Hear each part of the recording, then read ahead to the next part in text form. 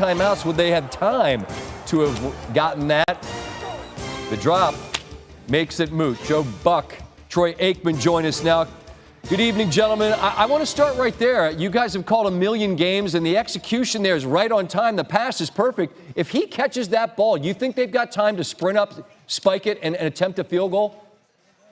I think the one thing that could have happened, I'm with you, it would have been really tight and hard with no timeouts to get up there, spike it, kill the clock, give Boswell a chance, unless that throw led him straight out of bounds, meaning catch in the middle of the field. He was in front of the defender, run it straight out of bounds. Maybe they have a better shot that way, stopping the clock. But, yeah, you're right. It would have been close had he made that catch. Yeah, they work on that. They would have to catch it, knowing exactly where he has to get to, and they didn't have any other options. So that would have been the test as to whether or not they could have gotten up and stopped it to give themselves an opportunity. Joe, it's unfortunate for them they didn't get the chance, though, right, you know. Right. Again, you're right. As you said on the call, gentlemen, Pat had such a huge game for them and just couldn't secure that one. This Cincinnati team, as we all know, they dug the hole. As Joe Burrow said, nobody but us to blame. This march towards potentially getting in began on a Monday night in Dallas with an unlikely victory. But, Joe, I'm interested, what's impressed you most about this Bengals team and their ability to stay in the fight and at least give themselves a glimmer? You know, everybody would probably just point automatically to Joe Burrow with the year that he's had, and that would be an easy answer. I think it's Lou Anarumo. I think it's the job that their defense did down the stretch. A defense, you know, people were calling for his job, and he's been so good coordinating this defense. He's in his 6th year as well.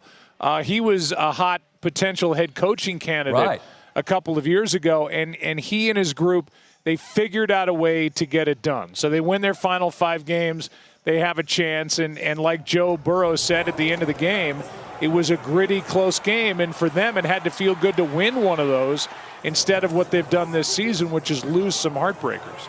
Troy, you played the position at a Hall of Fame level, and listening to your call throughout the evening, it's clear the respect you have for Joe Burrow.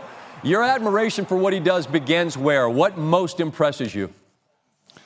I just think he's an old school quarterback, and for guys like myself that were pocket passers, that's how you had to play the game. You had to anticipate, you had to be able to read defenses, you had to throw the ball on time, you had to know where the receivers were going to be. The receivers had to know when the quarterback was going to be throwing it, turning it loose, and he's just masterful in that. And it's kind of a lost art. The game has changed, and I'm not saying that's a bad thing, but the way he plays the position is what I identify most with. And, you know, he does move around and he is able to create and make plays because he is healthier than what he has been at different times in his career. But he's not Josh Allen and he's not Lamar Jackson and those type of guys that can run around and make plays. He's got to do it a little bit of a different way, and yet he does it as effectively as any of those other guys. I just think that he plays the position at such a high level. He's a real joy to watch. He's my favorite quarterback to watch, and that's saying something because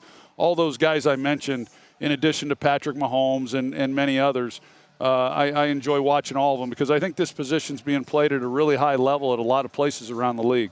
Joe, I'm confused because I was under the impression that the foot speed of the man to your right was such that he could have run had he chosen to. It was more that you just chose to make your living there in the pocket. We did remind you that I went to Oklahoma as a wishbone quarterback, right? I remember. I do remember that. Yeah, I remember that. And I think those days are long gone. I think he did at one point earlier in the year challenge Jameis Winston to a foot race. Yeah, I did that too. too. But I was joking. I was joking. Okay. So the truth comes out. And listen, the truth right now for Pittsburgh is not a pleasant thing to ponder because they are a playoff team. But, fellas, they're limping in. They've played 4 consecutive games against teams that are either playoff teams or potentially one in Cincinnati. They've lost them all. Troy, I don't assume in a week you can become the team you hope to become. What does Pittsburgh do between now and next week? Man, I don't know, Scott. It's ugly. I mean, it's ugly, and they've got to be better on that side of the ball. Well, the good news was their defense that had been struggling played really well against an offense, as we know, who's been scoring a lot of points. So that part of it, I think they've got to feel good about. On the other side of it, it's just got to get a lot better. It's got to get better. The passing game has to get better. They run the ball a lot. They don't necessarily run it well, but you've got to throw the football better than what they have thrown it. if you're going to do anything in the postseason, the fact that they're in the postseason is fortunate for them. I mean, when you lose 4 straight, right? Typically that's not enough to get in. Joe, I'll give you the final word, and I imagine perhaps you echoed Troy's thoughts, maybe not. Maybe you saw something we didn't in Pittsburgh, but I just don't know where you feel confident offensively. I don't know what they can do. What's your sense of this? Well, I don't know how you come out of this game where George Pickens has 1 catch, no yards, 3 drops, and feel good about where you are. He missed 3 games with a hamstring. He had 3 catches last week in his return from that. But, yeah, we all saw the same game. And we heard Mike Tomlin at the end of the half say when they were trying to get 1 yard, if we don't get 1 yard, if we can't get 1 yard, we don't deserve to win this game. They came close. They had that 1 good drive in the second half, but it wasn't good enough tonight. And whether they, are a 5 seed or a 6 seed, as Troy said earlier in the game, does it really matter if their offense is going to look like this? They're going to have to protect better, and they're going to have to get Pickens involved more, no matter what. He's their top target on the outside, and he's that guy by a mile. Yeah, they're one and done, Scott. If they don't play better on offense than they did tonight, it's going to be a short trip in the postseason, and they'll be looking for their first playoff win since 2016 going into next year.